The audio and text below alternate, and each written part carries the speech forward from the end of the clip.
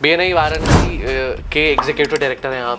सो इसके पहले की क्या जर्नी थी आपकी, उसके बारे में बताइए। तो मैं आपको बताऊं, मैं एक्चुअली हम लोग राजस्थान से बिलोंग करते हैं, हम लोग मारवाड़ीज हैं। LED लाइट्स का बिजनेस से अचानक से BNI का डिसीजन कैसे लिया आप? ये भी बहुत इंटरेस्टिंग स्टोरी है। तो me and my younger brother Suyash, we are partners in our LED lights business. We are headquartered in Kolkata. तो सुयश कोलकाता रहते हैं, मैं बनारस रहता हूँ, हमारी हेड ऑफिस कोलकाता है। एवरी मंथ 2 मंथ्स पे मैं कोलकाता जाता रहता हूँ to review our business, LED lights business. And अगर मैं आपको एक सीक्रेट बताऊँ या ट्रिविया बताऊँ, तो मैं हमेशा वाइट शर्ट्स ही पहनता हूँ। तो मेरे वार्डरोब में वाइट के अलावा और कोई फॉर्मल शर्ट्स के कलर। रीजन बिहाइंड दिस ये कैमरा से कट करवा दूंगा।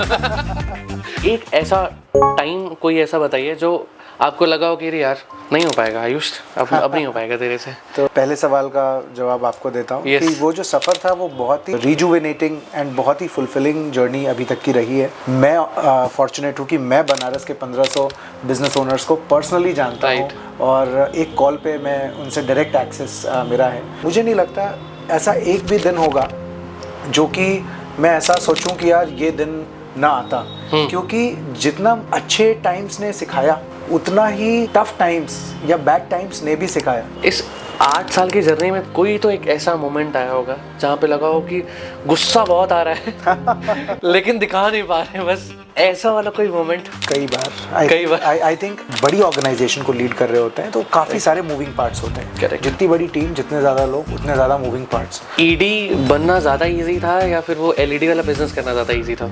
मुझे ऐसा लगता है कि बनारस में इतनी बड़ी कम्युनिटी को आप लीड कर रहे हो, सो बनारस की कोई ऐसी स्पेशलिटीज़ जो आपको बहुत पसंद हो, कोई फेवरेट प्लेस या कोई फेवरेट फूड? मुझे बनारस में बहुत अच्छा लगता है BHU जाकर वॉक करना, कभी कभी कचौड़ी सब्जी खाना, तो संडे का यहाँ पे स्टेपल फूड है। मुझे बहुत अच्छा लगता है घाट पे जाके बोटिंग करना, स्पेशली इन द विंटर्स जब birds from different parts of the world they come and usually जब हमारे गेस्ट विंटर्स में आते हैं तो we usually go boating. It's a very nice.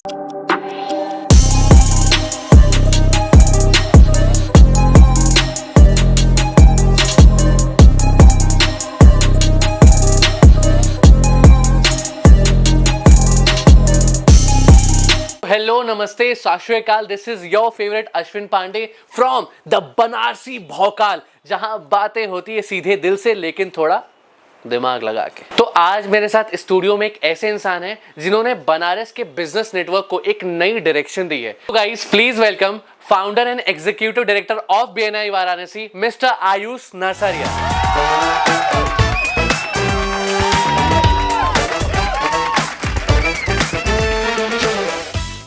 So yes, thank you so much for accepting our invitation to join our podcast. So, आप अच्छे लग रहे हैं वैसे आज। Thank you so much. आपके ऊपर आप ज़्यादातर सूट्स में ही रहते हैं या फिर फॉर्मल्स? नहीं, मैं यूजुअली फॉर्मल्स में रहता हूँ, shirt and trouser. That is the thing that I like wearing every day. Okay. And अगर मैं आपको एक सीक्रेट बताऊँ या ट्रिविया बताऊँ, तो मैं हमेशा वाइट शर्ट्स ही पहनता हूँ। तो मेरे वार्डरोब में वाइट के अलावा और कोई फॉर्मल शर्ट्स के कलर। Reason behind this? मैं बड़े बिजनेस ओनर्स को और बिग इंडस्ट्री लीडर्स को पढ़ रहा था, तो I read about Steve Jobs, Mark Zuckerberg and a lot of other people who made it big in their lives. Right. And उन्होंने अपने बारे में एक बात की कि there is something called as decision fatigue. आप जब एक ऊंची पोस्ट पे हो और आपको अपने रोज़मर्रा में काफ़ी सारे इंपॉर्टेंट डिसीजंस लेने हो, पेचीदा डिसीजंस लेने हो, तब आपको अपने लाइफ के छोटे डिसीजंस को सिंप्लीफाई कर देना चाहिए। करेक्ट। तो क्या खाना है, क्या पहनना है, तो वो सारी चीज़ें काफ़ी एनर्जी आपकी कंज्यूम करती हैं। और फिर आप जो और इम्पॉर्टेंट चीज़ों पे वो डिसीजन मेकिंग यूज़ कर सकते हैं वो नहीं कर पाते। तो मैं जब से बिज़नेस में आया मैंने वाइट शर्ट्स एक साथ बनवाई 6 at 1 go कि Monday to Saturday there are 6 ज़्यादातर जब भी मैंने आपको देखा है वाइट शर्ट्स में ही देखा है। तो whether I go to a meeting where I have to wear a blazer, white shirt and blazer, and even if I don't have to go to a meeting, every morning when I go to my office, it's always a white shirt. And plus उसके साथ you don't need to see कि कौन सा colour कैसा जाएगा, any color of trouser or socks and shoes Correct. With a white shirt looks good. So क्योंकि white shirt किसी भी के साथ भी पेयर भी हो जाता है yes, इसीलिए. so and it looks nice as well. Yes. Okay. And plus किसी को पता भी नहीं लगता कि आपके पास कितनी shirts हैं. ये कैमरा से कट करवा दूंगा. So yes, BNI वाराणसी के एग्जीक्यूटिव डायरेक्टर हैं आप. So इसके पहले की क्या जर्नी थी आपकी, उसके बारे में बताइए. तो मैं आपको बताऊं, मैं एक्चुअली हम लोग राजस्थान से बिलोंग करते हैं, हम लोग मारवाड़ीज़ हैं और मेरे ग्रैंडफादर एंड उनके फादर राजस्थान से माइग्रेट किए थे कोलकाता और मैं बॉर्न हुआ कोलकाता में. फिर मेरे ग्रैंडफादर और मेरे फादर माइग्रेट कर गए कोलकाता से वाराणसी. हमारी एक्सटेंडेड फैमिली अभी भी कोलकाता रहती थी और अभी भी रहती है. Right. तो मैंने पढ़ाई अपनी बनारस से की है और सेंट जॉन्स मेरोली से मैं पास आउट हूँ. और उसके बाद मैंने BBA किया सिम्बियोसिस पुणे से. फिर मैंने MBA भी किया flame school of business Pune से. फिर कैंपस का एक रिक्रूटमेंट प्रोग्राम होता है तो वहाँ से एक दुबई की कंपनी आई, दुनिया फाइनेंस. उन्होंने मुझे कैंपस प्लेसमेंट्स में ऑफ़र दिया और फिर मैंने 2 साल दुबई में भी काम किया. Okay. तो और इसके अलावा मैं ट्रैवल बिजनेस में रहा हूँ. मैंने कई सारे countries along with big groups of 400-800 people and 1200 people across the globe, Singapore, Malaysia, Thailand, Hong Kong, Vietnam, China, Switzerland, Amsterdam, Paris, ऐसे कई सारे टूर्स किए हैं विद ट्रैवल कंपनी जो कि हमारे पापा के ब्रदर, हमारे चाचा. मतलब आधा वर्ल्ड घूम चुके हैं. यस, तो I have travelled a lot. तो मेरा जो बिजनेस एक्सपीरियंस है, वर्किंग एक्सपीरियंस अगर मैं कहूँ तो मेरा कॉम्पनसेशन एंड बेनिफिट्स डिपार्टमेंट में रहा है. I was the head of comp and ben in Dunia Finance Dubai. इसके अलावा मैंने ट्रैवल इंडस्ट्री में बहुत काम किया है ऑन एंड ऑफ. इसके अलावा LED लाइट्स का ब्रांड मेरे यंगर ब्रदर सुयश और हम लोगों ने मिलकर शुरू किया 2015 के आसपास, जो कि ऑप्टिलक्स LED लाइट्स के नाम से जाना जाता है. And we have a spread across 7 states और हम डिस्ट्रीब्यूशन मॉडल के थ्रू अपने प्रोडक्ट्स को डिस्ट्रीब्यूट करते हैं. मैं BNI के साथ लगभग 2017 से एसोसिएटेड हूँ और yeah, so these are multiple things that I have been doing and currently BNI is something that is taking most of my time and I'm loving it. So LED lights का business से अचानक से BNI का decision कैसे लिया आपने? ये भी बहुत इंटरेस्टिंग स्टोरी है. तो me and my younger brother Suyash, we are partners in our LED lights business. We are headquartered in Kolkata. तो सुयश कोलकाता रहते हैं, मैं बनारस रहता हूँ. हमारी हेड ऑफिस कोलकाता है. एवरी मंथ 2 मंथ्स पे मैं कोलकाता जाता रहता हूँ to review our business, LED lights business. तो 2016 एंड में आई थिंक मैं गया और सुयश मुझे बता रहा था कि भैया मैंने BNI ज्वाइन कर रखा है और इससे काफ़ी अच्छी सेल, मोर देन 1 करोड़ की सेल एवरी ईयर मैं बुक कर रहा हूँ. तो as a business owner I was very inquisitive कि क्या कर रहा है ये, क्या है. मैंने उस 2016 एंड के पहले तक BNI का नाम भी नहीं सुना था. तो मैं जब कोलकाता गया उस बिज़नेस रिव्यू की हमारी मंथली मीटिंग्स के लिए, तो उसने मुझे इन्वाइट किया एज अ विजिटर. मैं उसके चैप्टर की मीटिंग में गया. उस समय लगभग 100-125 मेंबर्स थे उसके चैप्टर में. आज लगभग 150 से ज़्यादा मेंबर्स हैं 9 इयर्स डाउन द लाइन. वहाँ पे मुझे बहुत अच्छा लगा उस मीटिंग को अटेंड करके. मुझे लगा कि जब मैं दुबई से वापस आया ही हूँ और अब बनारस में I am putting my business and setting up my base here, तो I would also like to know people from different trade categories, people who are well traveled, well educated, जिनके पास एक्सपोजर है. क्योंकि बनारस आने के बाद ना अश्विन जी, एक चीज़ जो कि मुझे थोड़ा सा वैक्यूम जैसा फील कराती थी वो था यहाँ का प्रोफेशनल कल्चर. आप अगर बनारस के बाहर पढ़ लें या बनारस के बाहर एजुकेशन कर लें या वर्क एक्सपीरियंस ले लें, और ख़ासकर अगर आप मेट्रो सिटी नहीं कोई दूसरी कंट्री जैसे दुबई से होकर वापस आ जाएं, तो फिर आपको एक थोड़ा सा डिस्कनेक्ट सा फील होता है. 100% राइट. तो वो मैं बिज़नेस कर रहा था बनारस में, मुझे अच्छा लग रहा था, I was making decent money, but वो एक डिस्कनेक्ट था क्योंकि मेरे जो साथ के फ्रेंड्स थे वो भी सब पढ़ के इधर उधर क्या तो जॉब्स या बिजनेसेस में बाहर जा चुके थे. और जब मैं वापस बनारस आया तो there were very few people जिनके साथ अब मेरा परिचय था. अब वो उम्र भी नहीं थी कि कोचिंग क्लासेस जाएँ या नए फ्रेंड्स बनाएं तो कैसे बनाएं. तो बिज़नेस तो अच्छा चल रहा था बट मन नहीं भर रहा था यहाँ पे. हाँ, outside work and even during the work वो एक प्रोफेशनलिज्म मुझे लगता है थोड़ा सा मैं मिस कर रहा था, क्योंकि वो जो कॉर्पोरेट स्टाइल ऑफ वर्किंग है वो एक टियर 2 टियर 3 सिटी में उतनी जल्दी आपको नहीं मिलता. और मैं जिस तरीके के मार्केट में ऑपरेट कर रहा था वहाँ पे वो लैकिंग था। तो व्हेन BNI मैंने देखा कोलकाता में, तो आई गॉट सो एक्साइटेड कि बनारस में भी अगर कोई चैप्टर हो तो मैं ज्वाइन करना चाहूँगा। फिर मैंने रिसर्च किया, गूगल किया, कुछ मिला नहीं। फिर मैंने छोड़ दिया, वो आइडिया ड्रॉप कर दिया कि अब है ही नहीं यहाँ पे तो क्या करेंगे। फिर मेरे ग्रैंडफादर श्री शंकर लाल जी नारसरिया, वो मेरे आइडल हैं और वो मेरे पीछे पड़े रहे कि आयुष BNI को लिखो कि चैप्टर लाए। मैं बोला यार अब नहीं है चैप्टर तो कैसे लाएंगे वो। तो फिर I wrote to them after my grandfather's tight follow up with me and then they said कि अभी तो नहीं है, बट अगर आप शुरू करना चाहें तो there are certain exams and certain interviews and certain criterias, वो अगर आप fulfill करते हैं, if you get qualified and approved then you can start. So that is how BNI happened. सो बड़ी इंटरेस्टिंग स्टोरी थी। हमेशा एक वो वाला साइड देखा है, ये वाला साइड आज देख रहा हूँ मैं। सो BNI वाराणसी स्टार्ट हो गया जी। सो स्टार्ट करते वक्त डर नहीं लगा मन में कि हाँ इतने ज़्यादा बिजनेस ओनर्स को मैं लीड करूँगा, वो भी ऐसी जगह पे जहाँ पे इसका कल्चर नहीं है, तो मन में डर नहीं आया था? मुझे लगता है ना डर इस बात का कम था कि कैसे लीड करूँगा, क्योंकि उस समय मैं भी नाइव था, उतनी समझ नहीं थी। डर इस चीज़ का था कि क्या कर पाऊँगा या नहीं, क्या मैं इतने लोगों को एक साथ अंडर वन प्लेटफॉर्म ला पाऊँगा या नहीं। तो अगर एज अ वेंचर इसको रिस्क की तरह देखें तो रिस्क मेरे लिए रिस्की ये नहीं था कि लोग इकट्ठे हो जाएंगे तो लीड कैसे करूँगा, वो तो बाद में देख लेते। पहली जो डर थी या दिमाग में एक ग्रे एरिया था, वो ये था कि कहाँ से मैं इतने सारे लोगों को एक साथ अंडर वन रूफ ला पाऊँगा, क्योंकि मैं लगभग 2007 से लेकर 2015 तक बनारस में रहा ही नहीं और BNI मैंने 2017 से शुरू किया। तो जो फॉर्मेटिव ईयर्स किसी भी व्यक्ति के होते हैं from 19-20 years of as till 28, उस पूरे एज विंडो में मैं शहर में नहीं था। तो जब शुरू करना था तो बड़ा चैलेंजिंग रहा होगा आपके लिए? चैलेंजिंग बहुत था। मुझे याद है मैंने अपने ग्रैंडफादर के कुछ नोन कॉन्टैक्ट्स की लिस्ट बनाई, पापा के साथ बैठ के उनके कुछ नोन प्रोफेशनल्स की, बिजनेस ओनर्स की लिस्ट बनाई, मम्मी के साथ बैठ के कुछ उनके नोन प्रोफेशनल्स जिनसे वो बिज़नेस करती थी या जिनको वो काम देती थी कि वो लॉन्ड्री कहीं से कराती होंगी, वो ग्रोसरी कहीं से मंगाती होंगी, उनके वो अपनी साड़ियाँ, सूट्स या वो जो वुमेन एंटरप्रेन्योर्स के साथ वो एसोसिएटेड होंगी जिनसे वो अपनी ज्वेलरी एंड अदर थिंग्स की बाइंग करती होंगी। तो मैंने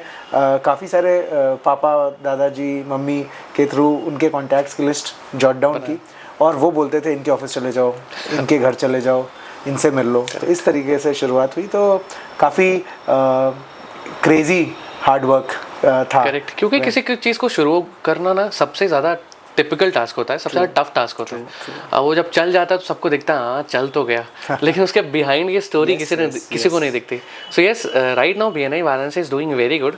सो उस वक्त से लेके अभी तक का सफ़र कैसा रहा आपका, और एक ऐसा टाइम कोई ऐसा बताइए जो आपको लगा हो कि अरे यार नहीं हो पाएगा आयुष, अब नहीं हो पाएगा तेरे से? तो मैं पहले सवाल का जवाब आपको देता हूँ कि वो जो सफ़र था वो बहुत ही रिजुवेनेटिंग एंड बहुत ही फुलफिलिंग जर्नी अभी तक की रही है और इसमें बहुत अप्स एंड डाउन्स आए और काफ़ी ग्रेट मोमेंट्स रहे क्योंकि काफ़ी कुछ अचीव किया। इसके थ्रू सोसाइटी में काफ़ी सारे लोग लुकअप टू करने लगे। Correct. और इतने सारे बिज़नेस ओनर्स, लगभग 1200-1500 से ज़्यादा बिज़नेस ओनर्स आज मुझे पर्सनली नाम से जानते हैं। मैं फॉर्चुनेट हूँ कि मैं बनारस के 1500 बिज़नेस ओनर्स को पर्सनली जानता हूँ और एक कॉल पे मैं उनसे डायरेक्ट एक्सेस मेरा है और सीखने को बहुत कुछ मिला। बिकॉज़ आप जब BNI जैसी संस्था को लीड कर रहे होते हैं तो आप किसी भी रोल पे हों, आपको लोगों को डील करना है। 100. तो और मैं किसी बुक में पढ़ रहा था कि स्किल में टेक्निकल स्किल्स तो बहुत इजी है एक्वायर करना, पीपल स्किल्स एक्वायर करने में टाइम लगता है। करेक्ट। और किसी भी बिजनेस या किसी भी मार्केट में टेक्निकल स्किल्स की उतनी वैल्यू नहीं है जितनी वैल्यू, और value in terms of monetary reward, कि अगर आज मेरी टीम में कोई आदमी अगर एक अच्छा एक्सेल चलाना जानता हो तो उसकी सैलरी से 10,000 या 20,000 ही होगी, लेकिन अगर कोई एक्सेल के साथ साथ पीपल मैनेजमेंट जानता हो तो उसकी सैलरी शायद 50,000 होगी। तो मुझे लगता है कि मैंने बहुत सारा पीपल मैनेजमेंट, बहुत सारा सॉफ्ट स्किल्स, बहुत सारा लीडरशिप स्किल्स सीखा। और मैं बहुत फॉर्चुनेट रहा कि जैसे जैसे BNI ग्रो किया वैसे वैसे मेरे साथ इस BNI के प्लेटफॉर्म में जितने मेंबर्स आए, जिन्होंने रोल्स लिए, जो लीडरशिप टीम्स में आए, जो एम्बेसडर्स या डायरेक्टर्स टीम में आए, उन लोगों ने भी बहुत कुछ BNI के इकोसिस्टम से और मुझसे, हम लोगों ने एक दूसरे से बहुत कुछ सीखा। तो ओवरऑल ये जर्नी बहुत ही नर्चरिंग, बहुत ही फुलफिलिंग रही है। And when I look back, मुझे नहीं लगता ऐसा एक भी दिन होगा जो कि मैं ऐसा सोचूं कि यार ये दिन ना आता, क्योंकि जितना अच्छे टाइम्स ने सिखाया उतना ही टफ टाइम्स या बैड टाइम्स ने भी सिखाया। करेक्ट। तो कहते हैं ना, वो हीरा को तराशने के लिए you have to put that rock under, that stone under pressure. तो वो काफ़ी हाई प्रेशर मोमेंट्स आए और उस हाई प्रेशर मोमेंट्स में instead of breaking you sustained and you became diamond. तो ऐसा मैंने खुद के साथ भी होते हुए देखा और मेरे साथ जितने लोग इस ऑर्गेनाइजेशन को लीड कर रहे हैं उन सब के साथ होते हुए देखा। तो overall it has been a very fulfilling journey. आपका एक सेकंड सवाल ये था कि ऐसा कोई टाइम आया जब आपको लगा हो कि शायद अब नहीं होगा। तो ये आप कह लीजिए कि मेरी बनावट ऐसी है मेरे पेरेंट्स की अपब्रिंगिंग ऐसी है, या खुद का रेजिलियंस ऐसा है कि कभी भी मुझे लाइफ में ये लगा ही नहीं कि ये नहीं होगा। मैंने हमेशा एक फ़िलॉसफी में बिलीव किया है कि अगर आप बातें करें ना तो बातों से कुछ भी रिजॉल्व हो सकता है। बड़ी सी बड़ी समस्या मैंने पर्सनली भी अपने लाइफ में एक्सपीरियंस की है। अगर बातें करें, when you talk it out, things get resolve. A lot of times हम हिचकते हैं उस चीज़ को अप्रोच करने के लिए। कई बार उस प्रॉब्लम को मन में ही इतना बड़ा बना लेते हैं और उसके लिए फिर प्रयास ही नहीं करते, या प्रयास करते हैं और चूक जाते हैं। और ना एक इमेज मेरे दिमाग में आती है, मैं वो सेंड करूँगा आपको, आप चाहे तो इस पॉडकास्ट में उसको फ्लैश कीजिएगा, कि दो लोग सुरंग बना रहे हैं और आगे हीरा है। एक व्यक्ति कुल्हाड़ी लेकर जा रहा है और वो काफ़ी लंबी दूर तक गया, लेकिन उसको लगा अब यार नहीं होगा। करेक्ट। और दूसरा व्यक्ति उससे शायद 5 मीटर ही और खोदा होगा और उसको वो हीरा मिल गया। तो यू नेवर नो कि आपका एफर्ट कल तक में रिजल्ट दे देगा या अगले 10 दिन में दे देगा या अगले 1 साल में दे देगा। तो resilience is something that I have had. Never give up. हाँ, never give up. And I think मेरे लाइफ की जर्नी में, not just in my last 7-8 years of BNI journey, life की जर्नी में कभी ऐसा मोमेंट नहीं आया जब मैंने सोचा हो कि बस यार अब नहीं हो पाएगा। अगर मुझे लगता है कुछ सही है, वो सोसाइटी में इम्पैक्ट क्रिएट करेगा, वो बनारस के बिजनेस ओनर्स के लिए एक अच्छी चीज़ होगी और वो ओवरऑल हमारे बिजनेस के लिए अगर अच्छी चीज़ होगी तो वो करना ही है। राइट। सो लेकिन तब भी एक चीज़ तो होगी ना कि एक ऐसा पॉइंट आया होगा इस ओवरऑल अभी तक के जर्नी में। कितना साल हो गया बनारस को, BNI को बनारस? 2017 अक्टूबर में हम लोगों ने शुरू किया। 17। तो अभी इस अक्टूबर 2025 में we will be completing 8 years formally. So इस 8 साल की जर्नी में कोई तो एक ऐसा मोमेंट आया होगा जहाँ पे लगा हो कि गुस्सा बहुत आ रहा है लेकिन दिखा नहीं पा रहे, बस ऐसा वाला कोई मोमेंट? कई बार आई थिंक आप जब एक बड़ी ऑर्गेनाइजेशन को लीड कर रहे होते हैं तो काफ़ी सारे मूविंग पार्ट्स होते हैं। Correct. जितनी बड़ी टीम, जितने ज़्यादा लोग, उतने ज़्यादा मूविंग पार्ट्स, और हर व्यक्ति अपने एक अलग डायरेक्शन में चलना चाहता है। तो उस समय काफ़ी सारी चीज़ें आपको लगती हैं कि यार ये क्यों हो रहा है, ये क्यों कर रहा है, ऐसा क्यों सोच रहा है, ऐसा क्यों बोल रहा है, बट हर मूविंग पार्ट आपके कंट्रोल में नहीं है। करेक्ट। तो आपके पास 2 ऑप्शंस हैं, या तो आप रिएक्ट करें, जो कि ज़्यादातर लोग करते हैं और शायद इसी वजह से वो सक्सेसफुल नहीं हो पाते या उतना सक्सेसफुल नहीं हो पाते, और दूसरा तरीका है उसको एनालाइज करके रिस्पॉन्ड करने का। तो एक और चीज़ मुझे BNI की लीडरशिप जर्नी में ही सीखने को मिली कि any situation that comes to you will have 2 options for you, either you react or you analyze and you respond. तो मैंने इनिशियल डेज में ही सीख लिया, आई वॉज फॉर्चुनेट, कि रिएक्ट नहीं करना है, क्योंकि मुंह से निकला हुआ एक शब्द वो एक ऐसी बंदूक की गोली या तीर की तरह है। Exactly. जो कि फिर वापस नहीं आ सकती। Correct. जो हार्म वो कर जाएगी। तो इसीलिए आई हैव बीन फॉर्चुनेट। ऐसा नहीं है मेरे से गलतियाँ नहीं हुई हैं, definitely in my early years मैं भी गिर के ही सीखा हूँ, गलतियाँ करके ही सीखा हूँ, संभला हूँ, but I have been fortunate कि आई हैव रिएक्टेड लेस। गुस्सा बहुत आया है, but try to analyse Right. And responded. और इसमें ना एक बहुत बढ़िया लेसन है लीडरशिप का, Yes. Which says if you feel something is provoking you a lot, बहुत इमोशंस हाई हो रखे हैं, स्लीप ओवरनाइट. उस थॉट के साथ एक रात सो जाइए. 9 out of 10 टाइम्स आपको अगले दिन सुबह उठ के लगेगा कि यार ये इतनी बड़ी बात ही नहीं है जिसके ऊपर आपको कोई एक्शन लेना है या कोई रिएक्शन देना है.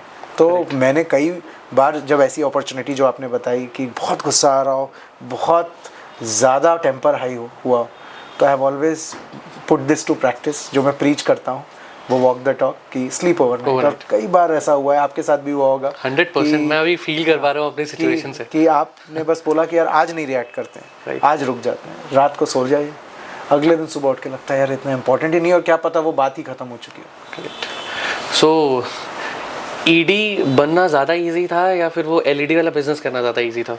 मुझे ऐसा लगता है कि एलईडी वाले बिजनेस में तो अपना सिर्फ पैसा लगाना था और प्रोडक्ट्स कोई भी देने को रेडी था. हाँ.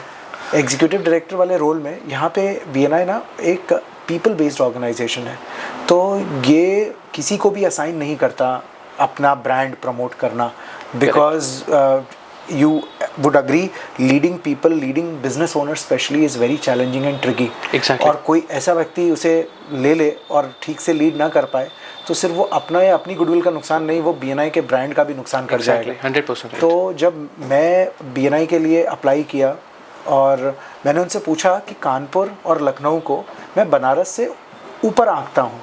मेरी अंडरस्टैंडिंग में यूपी स्टेट में लखनऊ इज़ द कैपिटल, सो वो सबसे बड़ा शहर है. Right. तो वहाँ पे BNI पहले आना चाहिए, फिर Kanpur is also a very developed city, and then Banaras में. लेकिन जब मैं अप्लाई कर रहा था तब बनारस में तो नहीं था, लखनऊ कानपुर में भी नहीं था, and they were on the verge of approving Banaras to me. Okay. तो मैंने उनसे पूछा कि कैसा क्यों, तो उन्होंने बोला ऐसा नहीं है कि लोगों ने अप्लाई नहीं किया. उन्होंने बोला 200 से ज़्यादा एप्लीकेशंस यूपी के लिए, लखनऊ, कानपुर, बनारस के लिए आ चुके हैं. लेकिन ये जो अलग अलग टेस्ट हैं, डिस्क प्रोफाइल टेस्ट, नेथन्स प्रोफाइलिंग टेस्ट, आपके फाइनेंशियल एवेल्युएशन, आपका personal interview with a group of leaders from different countries of BNI, ये सब सारे लोग क्लियर नहीं कर पाए. तो you are the first one in the whole of UP जो कि उसे क्लियर कर पाया. तो what I am saying is in this also there was a lot of hard work. LED lights वाले बिजनेस में भी there is a lot of hard work, but वहाँ पे ना अगर आपके पास कैपिटल है तो आप एक वेंडर के पास जाओ, वो आपको मैन्युफैक्चर करके देगा और फिर आपको सर्कुलेट करना है. यहाँ पे even before starting to promote BNI, getting BNI to approve you to let you start this group here was a task. So that was one side of the story. अब after it got approved, like any other thing that you do, यहाँ पे भी we had to work hard to get people to understand the concept. और यहाँ पे क्या है ना, कोई प्रोडक्ट में अगर आप पायोनियर हो ना, कोई प्रोडक्ट या सर्विस में जिसका कि लोगों ने दूसरा पहला वर्जन देखा ही नहीं है. जैसे फॉर एग्जांपल मैं बोलूँ, जब मैं LED लाइट्स वाले मार्केट में उतरा तब LED लाइट्स ऑलरेडी मार्केट में आ चुका था. हमें ये एजुकेट नहीं करना था कि LED लाइट्स बेनिफिशियल है या नहीं, हमें ये एजुकेट करना था कि हमारा ब्रांड क्यों बेहतर है. लेकिन जब मैं BNI लेकर मार्केट में उतरा तब तक बनारस में नेटवर्किंग का, बिजनेस नेटवर्किंग का, प्रोफेशनल तरीके से अपने बिजनेस को लोगों के साथ कोलैबोरेट करके प्रमोट करने का कोई कॉन्सेप्ट था ही नहीं. तो जब मैं बनारस आया और ये शुरू किया चर्चा करना लोगों से, तो लोगों को कोई मैं एक ऐसा सपना दिखा रहा था जो फिजिकली वो एक्सपीरियंस अभी कर ही नहीं सकते. कोई आजू बाजू भी कोई सिटी नज़दीक नहीं थी जहाँ पे 10, 12, 15 लोगों को उठा के गाड़ी में डाल के, फ्लाइट में डाल के ले जाएं. नियरेस्ट सिटी वॉज दिल्ली और कोलकाता, जहाँ पे ओवरनाइट बाई ट्रेन जाइए या बाई फ्लाइट भी जाएं तो it was a costly affair. Correct. तो it was definitely a task. It was definitely challenging because we had nothing to show. So they were signing up based on my face value, and I would say मेरी face value भी कम थी उस समय. आज ज़्यादा है. उस समय कम इसलिए थी क्योंकि मैं भी 8 साल बाद शहर में वापस अपने होम टाउन वापस आया था. Correct. तो मेरी फादर की, मेरे ग्रैंडफादर की, मेरी फैमिली की गुडविल कि प्रमोट कौन कर रहा है, अच्छा नार्सरियाज प्रमोट कर रहे हैं तो सही होगा, अच्छी जगह होगी.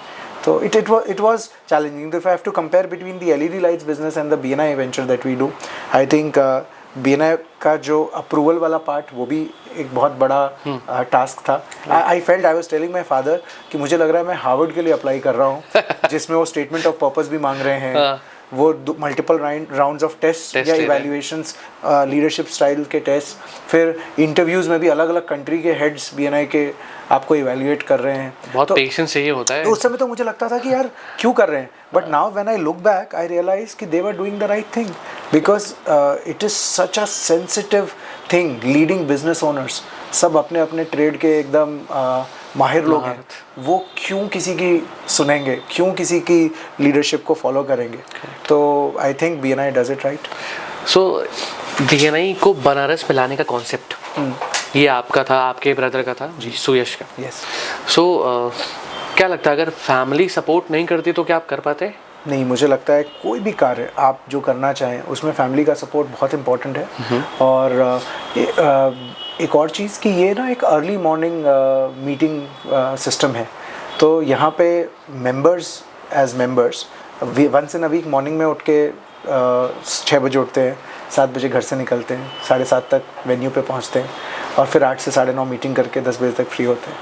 But for me, for somebody who is running BNI, उनके लिए this happens every day of the week. Exactly. From Tuesday to Wednesday to Thursday to Friday and even Saturdays we have something or the other. तो वहाँ पे family का support and cooperation बहुत important है, because before anybody is awake you are dressed, suited, booted and out of the house. तो आपकी family आपको देख नहीं पाती. एंड इवनिंग्स तो जब मार्केट बंद होता है सब लोग जब 7-8 बजे घर पहुंचते हैं तब आप भी घर पहुंचते हैं. तो फैमिली का support has been a very important factor into making this successful. तो अगर मिस्टर आयुष BNI नहीं कर रहा होता तो क्या कर रहा होता अभी? अगर BNI नहीं होता तो क्या होता? तो मुझे ऐसा लगता है ना कि इवन बिफोर BNI हैपेंड, मैं जब दुबई से वापस आ गया था, आई वाज इन बनारस, मुझे ना मेरी फ्लेम स्कूल ऑफ बिजनेस जो कि इंडिया की one of the leading liberal education colleges है, और उसका अगर आप कैंपस देखेंगे तो इट्स लाइक अ रिजॉर्ट. और उसका फीस जब मैं पढ़ रहा था was the highest in India. And what was the fees? The fees was around 18 lakhs plus in 2011 to 13. Okay. उस समय ये the big brands like IIMs would also not charge as much as per my research of that time. And वहाँ पे सारे professors ex-IIM faculties हैं, तब भी थे और अभी भी हैं.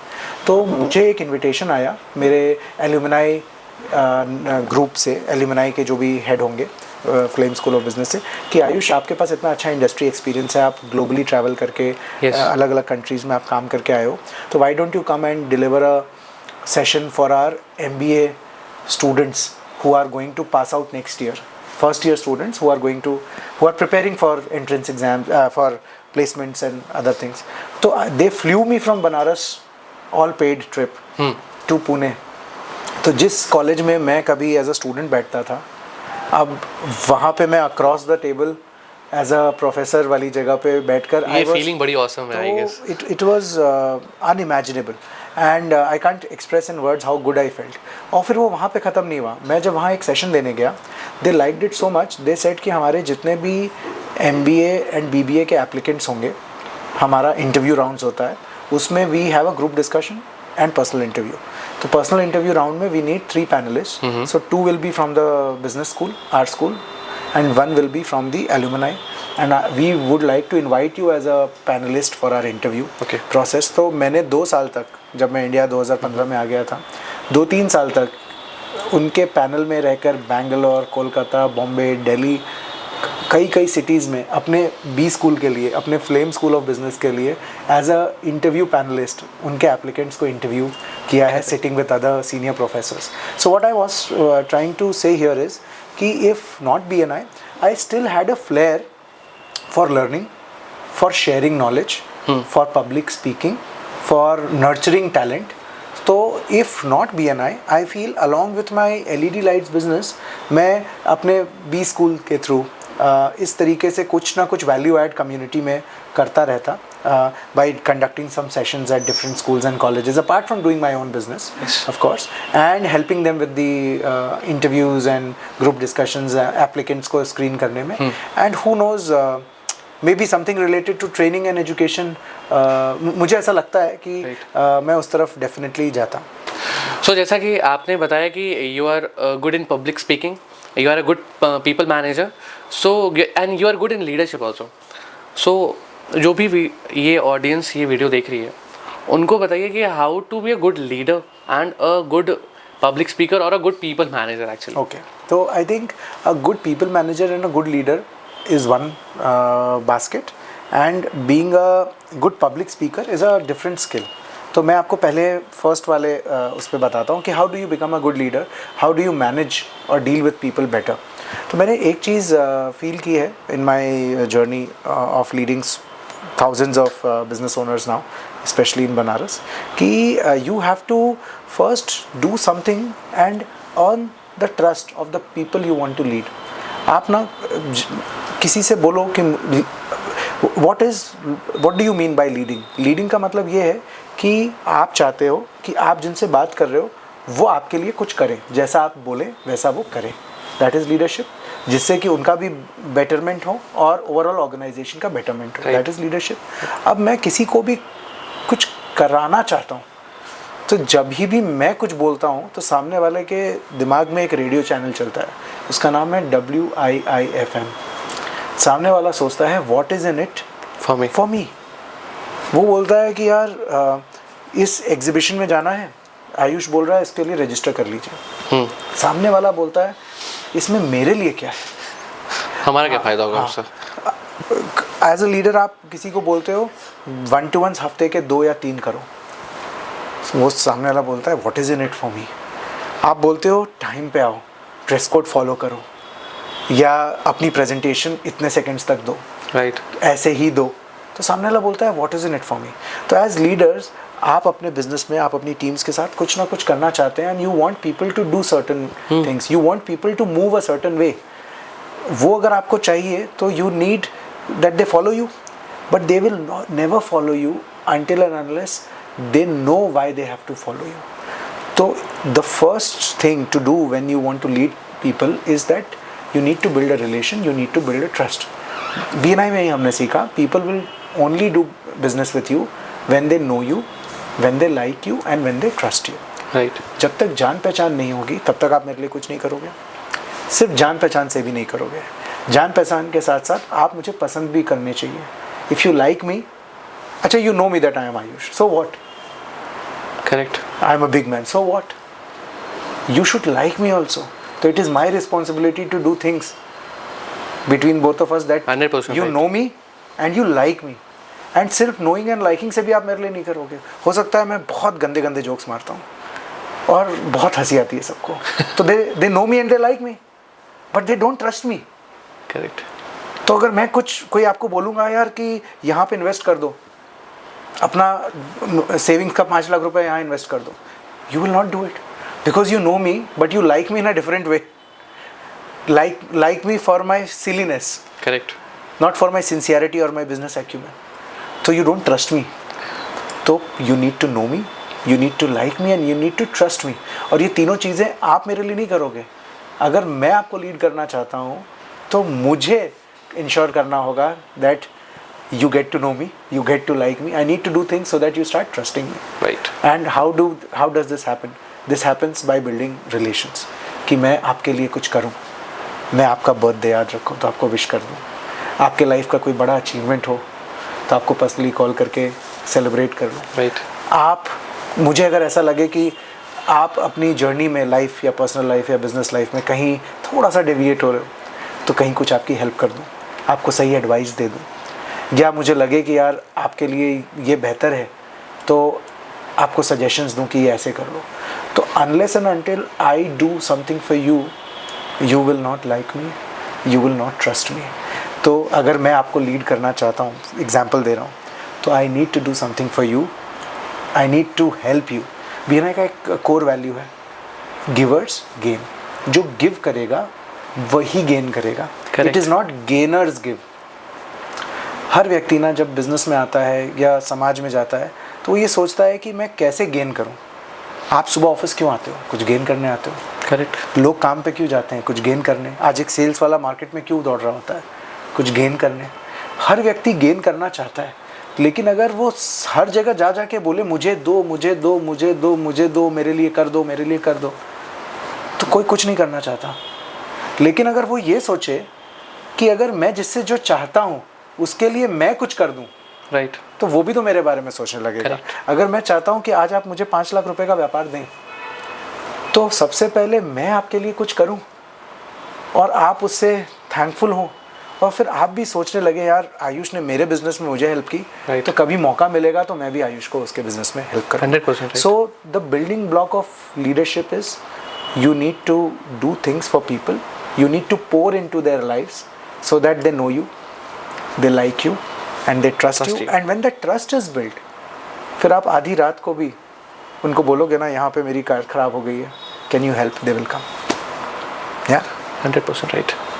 यस, आप बता रहे थे, मैं अपने एक सिचुएशन से इमेजिन करता जा रहा था उस चीज़ को, राइट। सो बहुत सारे यंग एंटरप्रेन्योर्स हैं और बहुत सारे स्टूडेंट्स हैं जो कि अपना बिजनेस बनाना चाहते हैं। जैसे हमारा मास्टरमाइंड गुरुकुल ही है, हमारे डिजिटल मार्केटिंग के कोर्सेज भी कराए जाते हैं, और वो कोर्सेज करने के बाद ना बच्चा अपना बिजनेस स्टार्टअप करना चाहता है, या फिर इन फ्यूचर आने वाले कुछ समय में स्टार्ट करना चाहता है। लेकिन देखता हूँ मैं कि 1-1.5 साल में वो या तो बिजनेस बंद कर देते हैं, या तो इवन खाली मैं मास्टरमाइंड गुरुकुल के बच्चों की बात नहीं करूँगा, बनारस में पिछले 2-3 साल की बात कर रहा हूँ मैं आपसे, जितने बिजनेसेस चालू नहीं हो रहे हैं उससे ज़्यादा बिजनेसेस बंद भी हो रहे हैं, in terms of restaurants, in terms of some other businesses too. तो रीज़न क्या हो सकता है इनके बिजनेसेस के बंद होने का? क्या उन्होंने सही लीडरशिप नहीं करी, या फिर वो सही तरीके से अपनी टीम को लीड नहीं कर पाए, या फिर? मैं अश्विन आपको बताऊं, मेरी जो अंडरस्टैंडिंग है, मुझे ऐसा लगता है ना, leadership is only one part of the game. Most of the times जो लोग बिजनेस में उतरते हैं उनको ना बिजनेस का पूरा डायनामिक्स नहीं समझ में आता। उनको ये नहीं समझ में आता कि 100 रुपये में ख़रीदें तो 110 का बेचें, और अगर 110 का बेचें तो उसमें 10 रुपये के जो अदर आपके ओवरहेड्स हैं, आपने 100 में तो ख़रीदा, उसके बाद और भी तो ओवरहेड्स हैं। Correct. आपका रेंट है, आपकी इलेक्ट्रिसिटी है, आपकी स्टाफ सैलरीज है, आपके मार्केटिंग एंड प्रमोशन एक्सपेंसेस हैं। तो मैंने 9 आउट ऑफ 10 टाइम्स ये पाया है कि लोग बिज़नेस में तो उतर जाते हैं ये सोच कर कि हमें जॉब नहीं करनी, हमें अपना खुद का कुछ करना है, हमारे पास कोई स्किल है। अगर आपके पास कोई स्किल है ना, तो मैं बोलूँगा उसे जॉब में यूटिलाइज़ करो।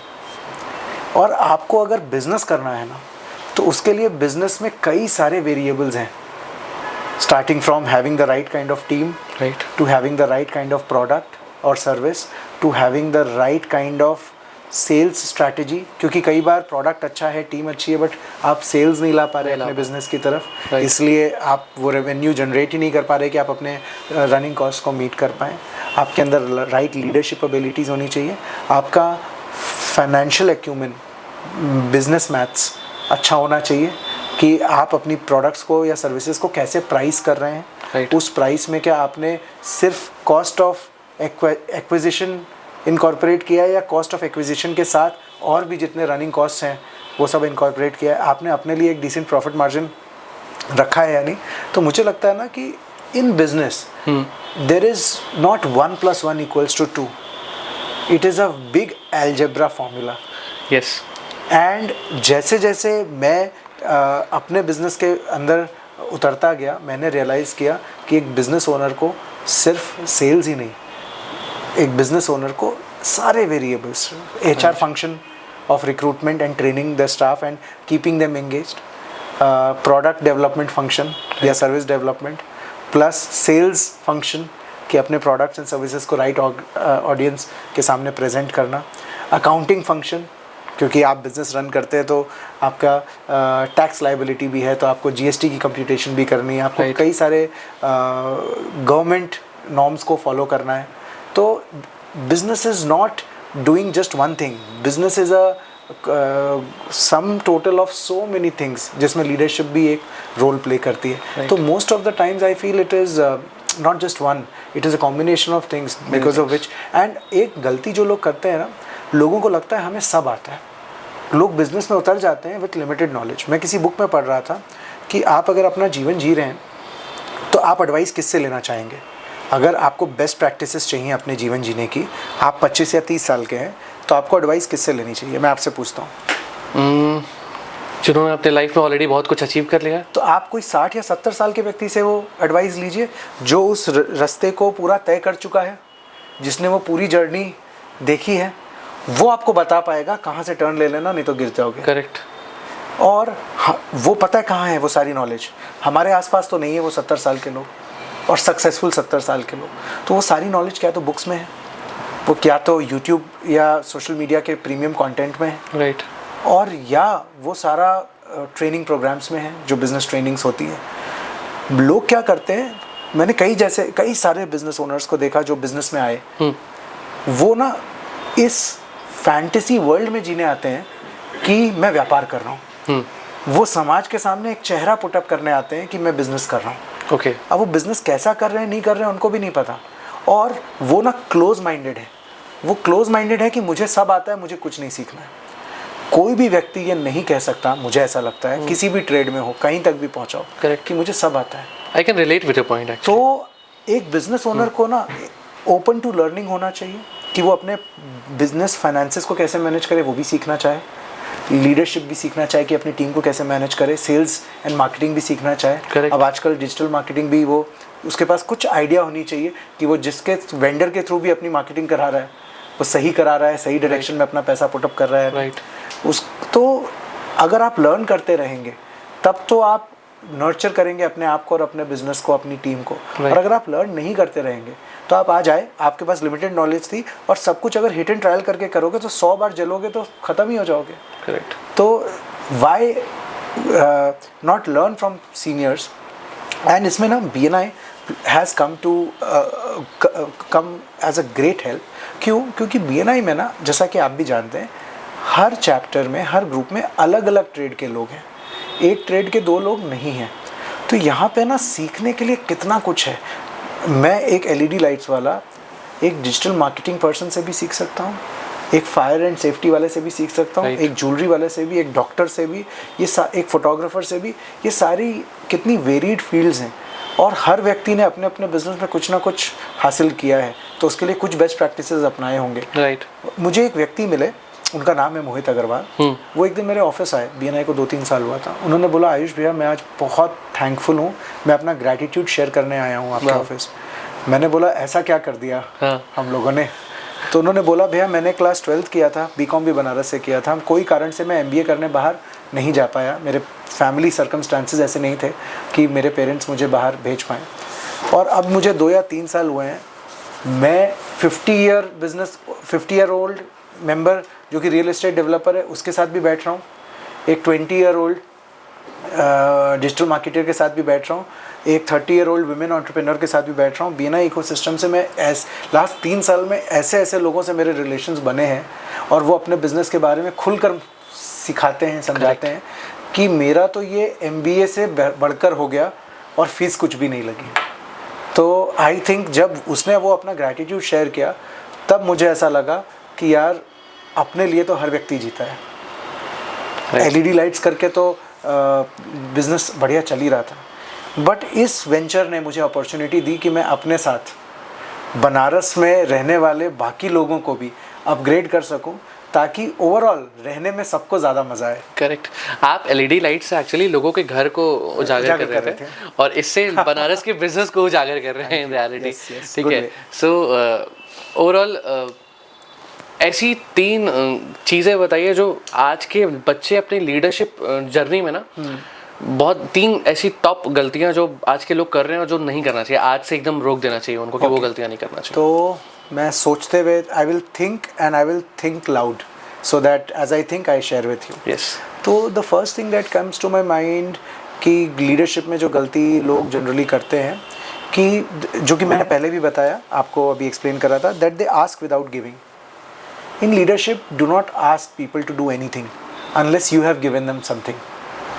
आपने अगर अपना समय, अपना टाइम, अपना एफर्ट, अपना केयर अगर किसी को दिया है तभी कुछ आस्क कीजिए। नहीं तो ये बिगेस्ट मिस्टेक इसलिए क्योंकि आप बोलते रहेंगे, आस्क करते रहेंगे, लेकिन सामने वाला रिस्पॉन्ड करेगा नहीं करेगा। और फिर आपको लगेगा कि या तो आपको लीड करने नहीं आता या आपको लगेगा सामने वाला कितना एरोगेंट है या बिल्कुल हिल ही नहीं रहा। एक्चुअली वो हिलना चाहता है बट वो वेट कर रहा है कि आप उसके लिए कुछ करें। एक बहुत अच्छी कोट है, people don't care how much you know, they want to know how much you care. If you want to lead people, Ayush is a very good leader. Ayush has a very good knowledge, but that is irrelevant. अगर मैं आज किसी एक नए व्यक्ति को lead करना चाहता हूँ तो वो नया व्यक्ति मेरे स्टेचर या मेरी नॉलेज का केयर नहीं करता. They don't care how much I know, they want to know how much I care for them. Correct. So the first mistake that young leaders or people who are getting into managing teams and leading people do is कि वो आते के साथ ask करने लगते हैं, यार ये कर दो, organization के लिए ये कर दो, group के लिए कर दो, office के लिए कर दो, team के लिए. तो this is the first mistake that should be avoided. First give, yes, do something, build a relation, and then they will automatically do. वो सामने से पूछेगा सर अब मैं क्या कर सकता हूँ आपके लिए, right? Second mistake that I feel is people instead of picking a phone and talking, people use WhatsApp और email.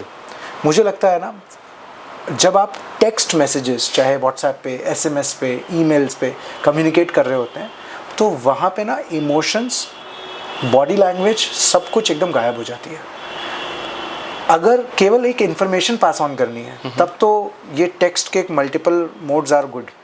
बट अगर आपको कोई प्रॉब्लम रिजॉल्व करनी है, किसी को इंस्पायर करना है, तो आज टेक्नोलॉजी से बाहर निकलिए और उस व्यक्ति से पर्सनली मिलिए. मान लीजिए आज आप किसी बात से नाराज़ हैं और आप मेरी टीम के एक बहुत बड़े एसेट हैं, तो मैं व्हाट्सएप पे आपसे रिजॉल्व नहीं कर पाऊंगा. मुझे अगर रेजोल्यूशन चाहिए और आपको इंस्पायर भी करना है तो it is better that we pick up the phone and talk and if possible we meet. और आजकल तो Zoom and so many other video conferencing platforms are there कि आप अपने फ़ोन या अपने लैपटॉप से बैठे बैठे एकदम आमने सामने बैठकर दिल खोल कर बात कर सकते हैं. तो the second big mistake that I see people doing is they feel कि leadership can be properly done using text messages. Use messaging platforms only for passing information. If you want to inspire, if you want to move people, if you want to resolve things, that is not the best way. क्योंकि मैं किस तरीके से सोच के लिख रहा हूँ और आप किस तरीके से पढ़ रहे हैं डिवाइसेस पे, मीनिंग चेंज हो सकता है. मेरी पोलाइट बात भी हार्श लग सकती है और मेरी केयरिंग वाला बात भी बहुत कैजुअल एंड कोल्ड आपको लग सकता है. Right. So I have seen confusions and conflicts happening because of using text messages. So for all important conversations, especially when you're leading teams, pick up the phone. And if possible, meet in person, and neither Right. Zoom and such video conferencing. And the other third thing that comes to my mind when you are leading is walk the talk. आप कभी भी अपनी करनी और कथनी में फ़र्क नहीं रख सकते. अगर मैं टाइम पे नहीं आता अपने office, I can not expect my team to be on time. अगर मैं अपने वर्किंग आवर्स में अपने क्लाइंट या अपने कॉलीग से अभद्र भाषा का प्रयोग करता हूँ, गाली गलौज करता हूँ, तो मैं अपनी टीम को रेस्पेक्टफुल लैंग्वेज यूज़ करने का एक्सपेक्टेशन नहीं रख सकता. अगर मैं पुअरली ड्रेस्ड या कैजुअली ड्रेस्ड आता हूँ अपने वर्क प्लेस पे तो मैं अपनी टीम से एक्सपेक्ट नहीं कर सकता. अगर मैं अपनी पब्लिक डीलिंग में गलत कमिटमेंट्स करता हूँ तो मैं अपनी टीम से ऑनेस्टी एंड फेयर कमिटमेंट्स मुझसे एक्सपेक्ट नहीं कर सकता. So the biggest blunder a leader can do is not living up to the preachings that he or she is doing. आप अगर चाहते हैं कि आपकी टीम कोई भी एक पर्टिकुलर कल्चर फॉलो करे तो वो आप ही का रेप्लिका बनती जाती है. Because your team looks up to you. Your team is crazy. आपने लाइफ में कितना भी अचीव किया हो या ना किया हो, अगर आप एक बिजनेस ओनर हैं या आप एक लीडर हैं तो आप जिनको लीड कर रहे हैं ना, वो बाय डिफ़ॉल्ट एक्साइटेड रहते हैं कि यार ये तो मेरा सीनियर है, ये तो मेरा सुपरवाइज़र है, इसको तो हमें लुक अप टू करना है. तो आप जो कर रहे हैं वो लोग देख रहे हैं. आपको लगता है कि यार फ़र्क नहीं पड़ता, लेकिन फ़र्क पड़ता है. Right. तो whatever you expect your team to do, you better do it consistently yourself. Right. And that one time you don't do it is the time they set an example कि यार ये तो नहीं करते तो फिर मैं क्यों करूँ. Right. Actually learning a lot from you during this session. So BNI actually and business is an all time consuming activity. Yes. सो इस ऑल टाइम कंज्यूमिंग एक्टिविटी के साथ आप पर्सनल लाइफ कैसे अपना बैलेंस करते हैं? तो मैंने एक बहुत अच्छी बुक पढ़ी जिसमें there is a concept of how do you plan your day, and it is called I'm forgetting the name, I'll send it to you. 168 hour planner. The book is called 168 hour planner. What is 168 hours? It is 24 hours into 7 days is 168 hours, and it says कि you don't have time for anything, you have to make time for what you want. हर व्यक्ति के पास 24 घंटे ही हैं, आपके पास, मेरे पास, Bill Gates के पास, मोदी जी के पास, सबके पास 24 घंटे हैं, लेकिन आप वही चीज़ें कर पाते हैं जो चीज़ आपकी करंट लाइफ की स्टेज में आपके लिए प्रायोरिटी पे है. फॉर एग्ज़ाम्पल मेरे लिए अपने न्यू बॉर्न डॉटर जो कि अभी 3 months ओल्ड है, उसके साथ 1 घंटा बिताना टॉप प्रायोरिटी पे है. तो उस 1 घंटे का समय मैं निकाल लेता हूँ. मेरे लिए अपने बिजनेस में अगर कोई टर्बुलेंस आए या कोई परेशानी आए तो 2 घंटा एडिशनल देना मेरी प्रायोरिटी है, तो मैं उसके लिए टाइम निकाल लेता हूँ. I make time, there is no time, I make time. मेरे लिए अभी अगर अपनी फिज़िकल हेल्थ प्रायोरिटी पे नहीं है तो मैं हमेशा बोलता हूँ जिम जाने के लिए टाइम ही नहीं है, वॉक करने के लिए टाइम ही नहीं है, योगा करने के लिए टाइम ही नहीं है, मेडिटेशन करने के लिए टाइम ही नहीं है. तो टाइम कभी भी नहीं होता या होता ऐसा है ही नहीं. टाइम तो जो गिवन है वो सबके लिए सेम है. Right. आपको टाइम बनाना पड़ता है. You have to make time, you have to block certain times. जैसे आज मुझे आपके साथ इस कॉन्वर्जेशन में आना था. Today is a Friday, it's a working day. Of course, if I was not here, I would be consumed in so many other things. But I felt it will be a good experience for me, and I will be able to share the little that I know from my past leadership journey with the entrepreneurs and youngsters of the city. So you always make time. BNI has taught me, the leadership of this organization has taught me, you will make time for whatever is your priority. So it is not about time management, it is about priority management. तो अगर अब आपकी spouse या आपके family अगर आपको बोलें कि तुम टाइम ही नहीं देते, तो वो बेसिकली आप उनको टाइम नहीं देते नहीं है, आपके लिए वो प्रायोरिटी नहीं है. आप अगर आपको कोई बोले कि आप अपने हेल्थ के लिए टाइम नहीं देते, तो ऐसा नहीं कि आप टाइम नहीं देते, आपके लिए हेल्थ अभी प्रायोरिटी ही नहीं है. और हो सकता है कोई आपको बोले आपके ऑफिस में कि भैया आप तो ऑफिस में टाइम ही नहीं देते, तो ऐसा नहीं है कि आप टाइम नहीं देते, आपके लिए वो अभी प्रायोरिटी नहीं है. तो मुझे ऐसा लगता है अश्विन जी कि और मैं खुद भी स्ट्रगल करता रहा हूँ वर्क एंड लाइफ बैलेंस के लिए, और एवरी संडे मेरे लिए इज़ अ रीसेट डे, क्योंकि मंडे से इंस्पायर होके कुछ शुरू करते हैं, सैटरडे संडे आते आते थोड़ा सा डेविएशन होने लगता है, तो it's is a reset day for me. But एक चीज़ जो कि मैंने इनकॉर्पोरेट की है अपनी लाइफ में, वो ये है कि खुद को पहले ये समझना ज़रूरी है कि आप अगर बहुत लंबा काम करना चाहते हैं तो आपको अपनी फिज़िकल बॉडी का भी और मेंटल बॉडी का भी ध्यान रखना है.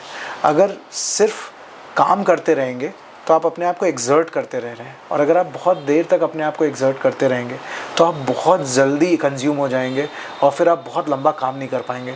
मैं बोलूँ अगर कोई एक 22-23 साल का व्यक्ति जो कि काम करने उतरता है और वो चाहता है कि यार मैं एटलीस्ट 40 से 45 साल बढ़िया काम करूँ, फ्रॉम 25 टू से 70 तक मैं काम करूँ, तो या लाइफ को एंजॉय कर पाऊँ, तो उसे अपने काम के साथ साथ अपने मेंटल एंड फिज़िकल वेलबींग का भी ध्यान रखना है, जिससे कि वो अपने काम पे भी अच्छा परफॉर्मेंस दे पाए और काम के बाहर भी परफॉर्म कर पाए, अपनी फैमिली, अपने फ्रेंड्स एंड अपने लिए. तो अगर एक बैलेंस बनाकर चलते हैं तो सब कुछ हो सकता है, और अगर एक बैलेंस नहीं बनाकर चलते हैं तो ठीक है, आप आधा घंटा काम पे ज़्यादा देंगे या 1 घंटा काम पे ज़्यादा देंगे तो you will get more done, but then at what cost, at the cost of your body. And काम तो फिर भी आगे भी आप कर लोगे और लंबे समय तक कर लोगे, लेकिन अगर आज अपने आप को कंज्यूम कर लोगे और अपनी मेंटल वेलबींग, फिज़िकल वेलबींग का ध्यान नहीं रखा तो आप बहुत ज़्यादा दिनों तक काम कर भी नहीं पाओगे. तो या तो रगड़ के काम करो और 20 साल में एग्जॉस्ट हो जाओ, और या एक बैलेंस बना के काम करो कि काम भी करो, थोड़ा सा अपनी मेंटल, थोड़ी सी अपनी फिज़िकल वेलबींग पे भी ध्यान दो, और आप 20 की जगह 50-60 ईयर्स तक काम कर पाओ. तो मुझे ऐसा लगता है कि it can start with small things. If I have to advise somebody, even a 10-minute walk is so refreshing. मैंने खुद जब मैं बहुत बिजी होने लगा तो मैंने सोचा कि मैं डिनर के बाद एटलीस्ट 10-15 मिनट्स वॉक पे जाऊंगा. तो बिल्डिंग के नीचे ही सोसाइटी में जो पैसेज है जहाँ गाड़ियाँ लगती हैं, वहाँ पे एक सर्कल लिया, दूसरा सर्कल लिया, और फिर रियलाइज़ किया कि मैं वेदर को फील करने लगा। मैं ऑफिस और घर के अलावा जो एक खुली एयर है उसको फील करने लगा। मैंने देखा जब मैं वॉक कर रहा हूँ तो मेरे दिमाग में कितने सारे थॉट्स फ्लो कर रहे हैं। फिर मैं उन थॉट्स को जॉट डाउन अपने फ़ोन पे नोट्स में करने लगा, ताकि अगले दिन ऑफिस में जाकर उसे रिव्यू कर सकूँ। तो it can start off with a simple walk, and then once you start making time for yourself, you can start maybe going to the gym, or maybe playing some sport that you like, maybe table tennis या badminton या whatever. 30 minutes to 45 minutes निकालना अपनी health के लिए is not impossible. Even if you skip a rope, it is a very good activity. Exactly. तो even if you meditate for 10 minutes every day, it's a very good activity. तो ऐसा मत सोचिए कि 7 दिन करेंगे तो ही रिज़ल्ट आएगा, या 1 से 1.5 घंटा रोज़ करेंगे तो ही रिज़ल्ट आएगा। कुछ भी कीजिए अपने व्यापार के लिए और अपने बैंक बैलेंस के लिए तो आदमी कर ही रहा है। करेक्ट। तो साथ ही साथ अगर अपनी फिजिकल मेंटल वेलबींग के लिए भी रोज़ कुछ ना कुछ करे, और एवरी डे ना हो पाए तो भी नो प्रॉब्लम्स, बट एटलीस्ट हफ्ते में 3 दिन 4 दिन से शुरुआत करें, और जब किसी चीज़ को करने में मज़ा आने लगता है ना, तो it start becoming your priority. Exactly. आज आप और मैं अपने वीकेंड प्लान्स पे अपने फ्रेंड्स के साथ कैचअप करते हैं ना, because our friends and that time with them is a priority. Right. तो जब हफ्ते में 2 दिन नाइट आउट्स एंड डिनर्स पे जा सकते हैं, तो हफ्ते में 2 या 3 दिन वर्कआउट या वो सारी चीज़ें भी कर सकते हैं। करेक्ट। कभी आपके सामने कोई ऐसा बंदा आके आपके सामने कोई चीज़ पिच कर रहा हो इन BNI, लगा हो कि हाँ ये बंदा तो TEDx लेके जाएगा बड़ा अच्छा बोल रहा है यार ये? तो I have been fortunate to meet a lot of good speakers in BNI, and people come with all kinds of pitches. तो and people are doing very interesting stuff. तो मुझे तो ऐसा लगता है कि कोई एक ऐसा नहीं, ऐसे कई लोगों से मैं मिला हूँ जो कि शायद जब आए होंगे BNI में तो they were semi polished and they would present themselves okay, but speaking in front of a group of people, speaking in front of 50-100 people, speaking every week in front of them, got them the confidence, the ability to pitch properly, and they are doing very well in their business. And आपका छोटा छोटा communication skills adds up to your overall profile. अगर आप अपने business के बारे में confidently बात करते हैं ना, तो लोग भी आपको रेफर करना चाहते हैं। 100% right. और अगर आप खुद ही बहुत ढीले डाले, आप खुद ही बहुत कॉन्फिडेंट नहीं होते हैं कि आप क्या करते हैं, किस टाइप के कनेक्शंस की तलाश में, तो बाकी लोगों को लगता है यार कि जब इसका खुद का ही एक्साइटमेंट लेवल इतना कम है जो वो कर रहा है उसके बारे में, तो इसको हम क्या ही रेफ़र करें। करेक्ट। सो यस, तो हमारे चैनल का नाम है बनारसी भौकाल है। सो ऐसा कोई भौकाली मूवमेंट आपके साथ कभी हुआ कि जहाँ पे आपको अपना भौकाल दिखाना होगा कि हाँ आप दिखा, बताता हूँ मैं कौन हूँ तुझे, ऐसा कुछ? नहीं, ऐसा मेरे साथ तो कभी नहीं हुआ। एंड प्लस मैंने ऐसा फील किया है हमेशा कि अगर आप जैसे जैसे आप ग्रो करें वैसे वैसे आपके अंदर ह्यूमिलिटी अपने आप आने लगती है। Okay. Because you know that the success is short lived. Yes. Coming on to the top is one battle, but staying on the top is another ball. Great battle actually. तो मुझे ऐसा लगता है कि the more you grow, the more humble the growth the success makes you, because you know how much more effort you have to do when you are at the top, when you are number one. तो मुझे तो हमेशा से ऐसा लगता है कि मैं जो भी हूँ वो अपनी परिस्थितियों की वजह से हूँ, अपने फैमिली, अपने वेल विशर्स, अपनी टीम की वजह से हूँ। तो भौकाल मुझे थोड़ा सा वो एरोगेंस के साथ मैच होता हुआ वर्ड लगता है, क्योंकि मैं भी बनारस से बिलोंग करता हूँ। तो ऐसा तो मैं फील नहीं करता। ओके। सो बनारस से ही आप उठे हैं, बनारस में इतनी बड़ी कम्युनिटी को आप लीड कर रहे हो। सो बनारस की कोई ऐसी स्पेशलिटीज़ जो आपको बहुत पसंद हो, कोई फेवरेट प्लेस या कोई फेवरेट फूड? मुझे बनारस में बहुत अच्छा लगता है BHU जाकर वॉक करना। मुझे बनारस में बहुत अच्छा लगता है, नॉट वेरी ऑफन बट कभी कभी कचौड़ी सब्ज़ी खाना, तो संडे का यहाँ पे स्टेपल फूड है। मुझे बहुत अच्छा लगता है घाट पे जाके बोटिंग करना, स्पेशली इन द विंटर्स जब birds from different parts of the world they come, and usually जब हमारे गेस्ट विंटर्स में आते हैं तो we usually go boating. It's a very nice experience.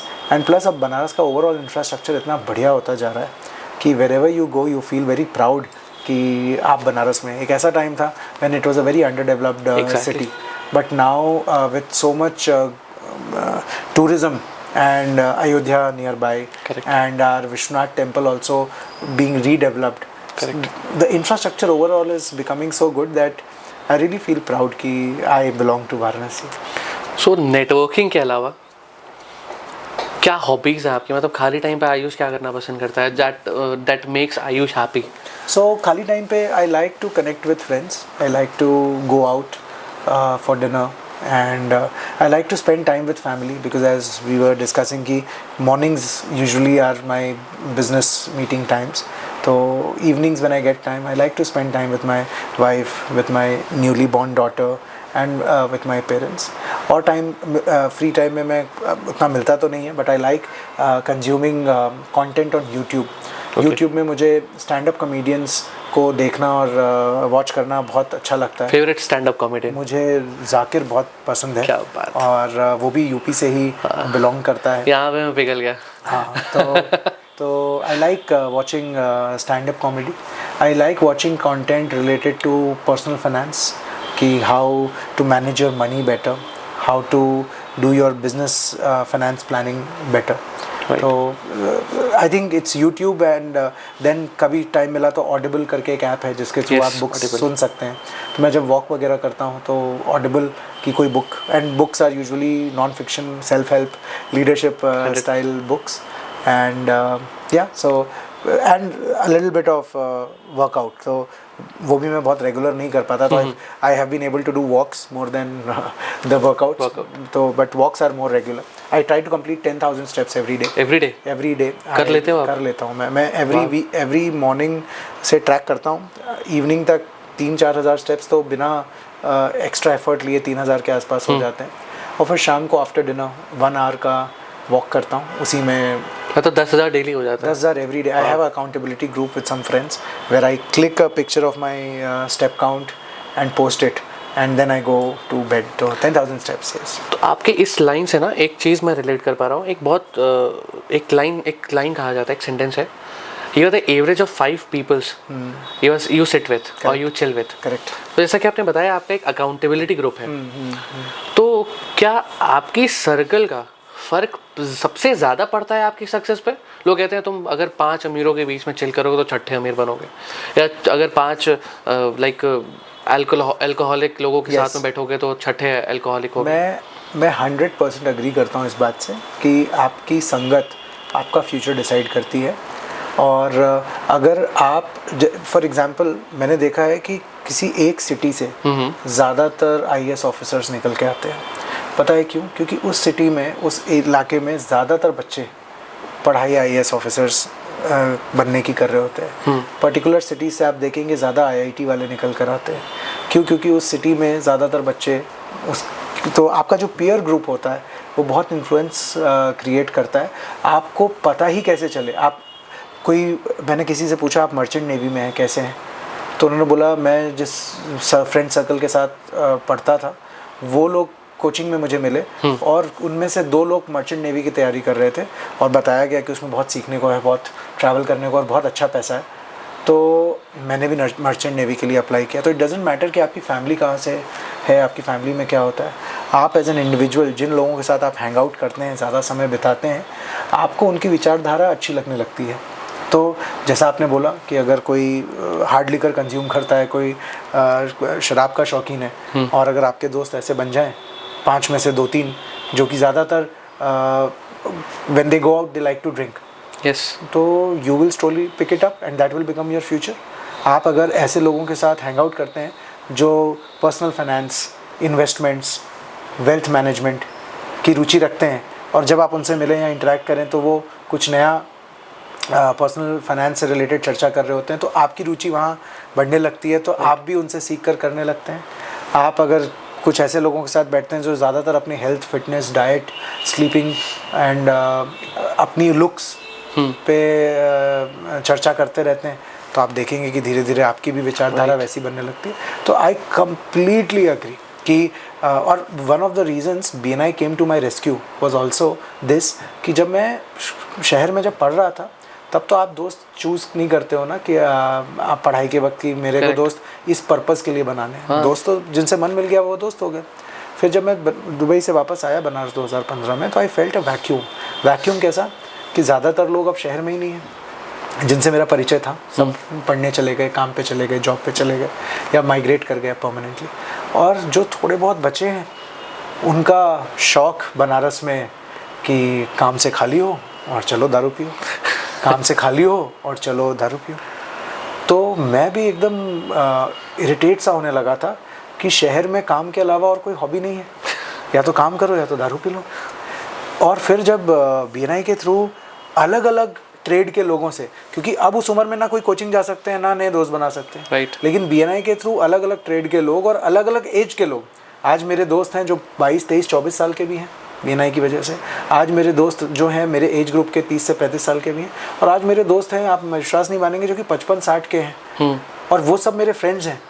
लेकिन ये फ्रेंड्स हमने खुद से चूज़ किए, मैंने खुद से चूज़ किए, जिनसे मेरे लाइफ के एम्बिशंस मिलते हैं। तो और हर ऑर्गेनाइजेशन में हर टाइप के लोग हैं, बट मैं उनके करीब और वो मेरे करीब इसलिए हुए क्योंकि we have this same kind of aspirations in life. हमें हेल्थ के बारे में चर्चा करना अच्छा लगता है, हमें पर्सनल फाइनेंस के बारे में चर्चा करना अच्छा लगता है, हमें बिजनेस ग्रोथ के बारे में, डिसिप्लिन के बारे में, ट्रैवल के बारे में। तो आप अपना सर्कल बिल्कुल ध्यान से चुनें, क्योंकि अगर आप सर्कल नहीं चुनते तो आपका फ्यूचर कोई और चुन लेगा। 100% ट्रू एक्चुअली। सो यस, हम लोग अपने पॉडकास्ट के एंड में हैं। जाते जाते कुछ ऐसा बताइए कि वो एक ऐसा मैसेज दीजिए कि जो भी ये वीडियो देख रहे हैं उनके लिए एक इंस्पायरिंग हो, या फिर जो भी जो कर रहे हैं वो अच्छा करें और उस चीज़ को बेटर कर सकें। मैं बहुत स्ट्रांगली फील करता हूँ कि किसी भी व्यक्ति के जीवन में 2 चॉइसेस हैं।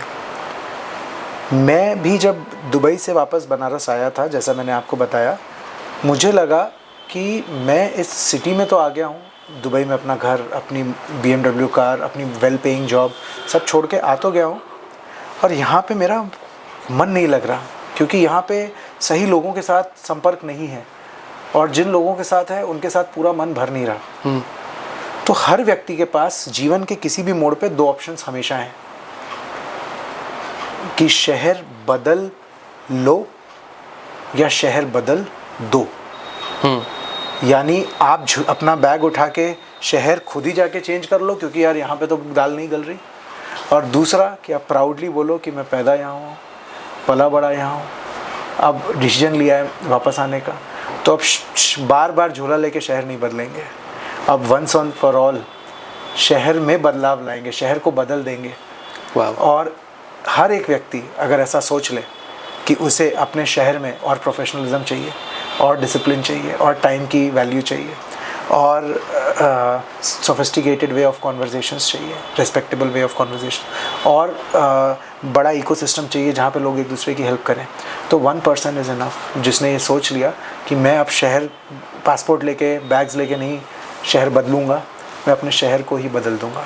तो फ्रेंड्स, मैं आप सबको ये बोलूँगा, शहर बदल लो या शहर को ही बदल लो। Yes. So thank you so much Ayush भाई for accepting our invitation for this podcast. Actually हमने बहुत कुछ सीखा, especially being a person, मैंने भी पहली बार तक कुछ आपके बारे में जाना। So yes, thank you so much and for accepting our invitation. It was a great honor, Ashwin ji, and the way you asked your questions were so informative. कैसे ये पूरा टाइम बीत गया मुझे खुद को नहीं पता चला। Exactly. And ये भी एक आर्ट है कि सामने वाले से उसकी लाइफ की जर्नी से कुछ लर्निंग निकाल पाना। करेक्ट। जर्नी तो हर आदमी अपने वे में बता देता है, बट उससे लर्निंग निकाल पाना। Right. You had prepared the right set of questions and that helped me share some of the learnings I had. Thank you so much. Thank you so much for inviting me. Thank you. तो दोस्तों, आज के podcast में सिर्फ ज्ञान नहीं, हमें एक विजन मिला जिससे BNI एक कैसे फैमिली बन जाती है ये पता चला। ये थे मिस्टर आयुष नरसरिया और मैं हूं अश्विन पांडे। मिलते हैं अगले एक नए एपिसोड में बनारसी अंदाज के साथ। तब तक के लिए stay curious and her her Mahadev.